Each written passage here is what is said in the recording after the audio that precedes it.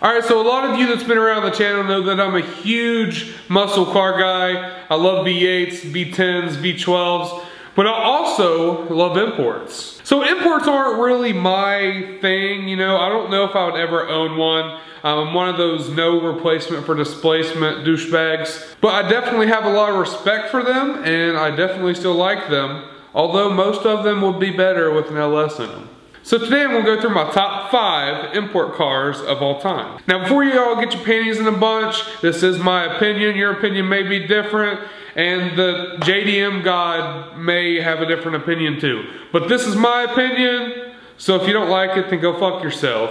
And leave yours down in the comment section below so I can tell you you're wrong. So coming in at number 5 on my list is the R35 GTR. Now this may not be the most iconic JDM car, but it was produced by Nissan and it is an excellent car. Now here in these most recent years, the love for them has kind of died down, the hype has kind of died down, because a lot of these other car manufacturers are getting on the same level as the GTR. But when the GTR came out, it had a crazy all-wheel drive launch system that just blew a lot of other cars and supercars out of the water, and it started at around 100 grand.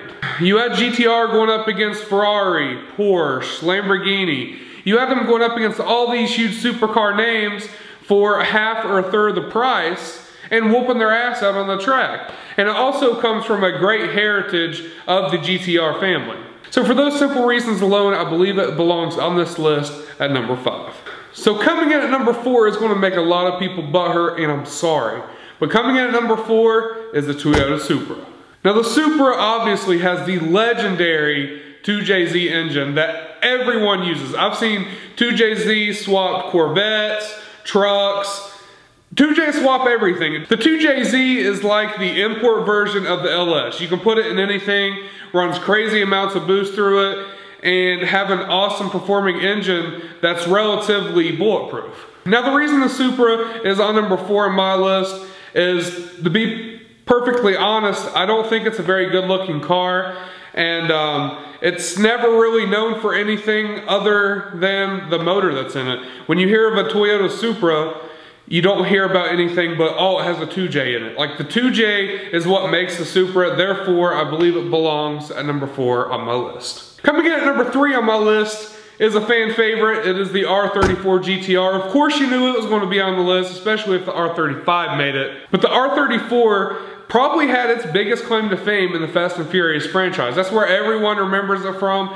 And of course it'd still be a great car outside of that, but it makes it so iconic. And when you take that and match it with a great all-wheel drive system and give it a turbo RB motor from the factory, you're going to have a great car. And honestly, I think it's one of the sexiest cars on this list. I mean, you can't look at an R34 and say it's ugly. And of course, you know, all the fanboys are like, yeah, my favorite import of all time is an R34. You get that a lot, that kind of ruins it for some people. But nonetheless, the R34 is a great car and definitely belongs on this list. So coming in at number 2, may be a shock to some, probably isn't to a lot of people, is the FD Mazda RX-7. Now me personally, I love these cars, and these cars is what made the rotary engine so famous. Just recently you had Rob Dahm, who took a Mazda RX-7 and put a 4-rotor in it, a turbo, and an all-wheel drive system, and essentially broke the fucking internet. Now rotary engines may not be the most reliable and they may not be the most efficient way to make a fast car, but I know as well as you know that everyone has a soft spot for a rotary engine. And not to mention, it sounds like a pig rubbing one out for the night. So there are a couple cars that didn't make it on my list, and these are the honorable mentions. Coming in on the first honorable mention spot is the Nissan S13. Now this is a great car. Unfortunately, the market is flooded with them. And most of them have engine issues, rust issues, all sorts of problems. You can get them dirt cheap, but they are an awesome rear-wheel drive car, and a lot of people just turn them into drift pigs, to be honest. If you could go find a clean S13 for me and like show it to me in person, I would be literally shocked. I've never seen one without rust or, you know, I've never seen one in immaculate condition. And that's probably why it didn't make it on my list. They're great cars, they're great for what they are, but people just dog the shit out of them. Now the second honorable mention for my list is the Mazda Miata. Now this car gets a bad rap, it gets a good rap, it gets all fucking sides of the import debate. For what the Mazda Miata is, I think it does a great job at it. You know, if you want something with a crazy amount of power, you know, you can always LS swap a Miata. There's tons of them out there that make LS swap kits. Or you can keep the small motor that they come with from the factory and, you know, just to have it as a track car. And Mazda Miatas definitely dominate autocross events. But once again, you don't see too many clean Miatas unless some old man bought it original and kept it in his garage. And they're kind of infamous, you know. You don't really think of Mazda Miatas as an iconic, you know, I love that car, oh dude, look how, you know, awesome that car is. You more look at it and be like, dude, what the fuck did that guy do to it?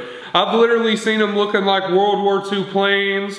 I've seen them fucking stripped down to bare metal with rust everywhere. I've seen it all. Now coming in, number one on my list, and remember this is my list, so that's why this car is number one. You know, it may not be the most iconic, it may not be the best out there, but for me, my favorite is the 1971 2000 GTR Skyline. And the reason it's number one on my list is because when I think of a JDM car, that's what I think of. And I've always had a soft spot for these. You know, they're rear-wheel drive, which is awesome. All-wheel drive, you know, is pretty sweet too, but you can't have as much fun in them. And front-wheel drive, don't even get me fucking started on those. Front-wheel drive is for lawnmowers. I'm just joking, by the way, so don't find out where I live and rape my dog. And another thing is the 2000 GTR Skyline is such a rare car to find. If you find one in decent condition, you know, you're looking at 50, 60 grand. And although that's very unfortunate, you know, there's not a lot of them left. When, you know, they import them from Japan. Japan sits on the ocean. There's a lot of, you know, salt, corrosion, and stuff like that. And a lot of them, rust got to them, you know. So there's not many of them left, but the ones that are out there look absolutely fucking amazing. Hopefully I'll be able to own one day. That is my dream import car. It's probably my second favorite car on the face of the earth, to be honest. And I don't really have a great reason for it.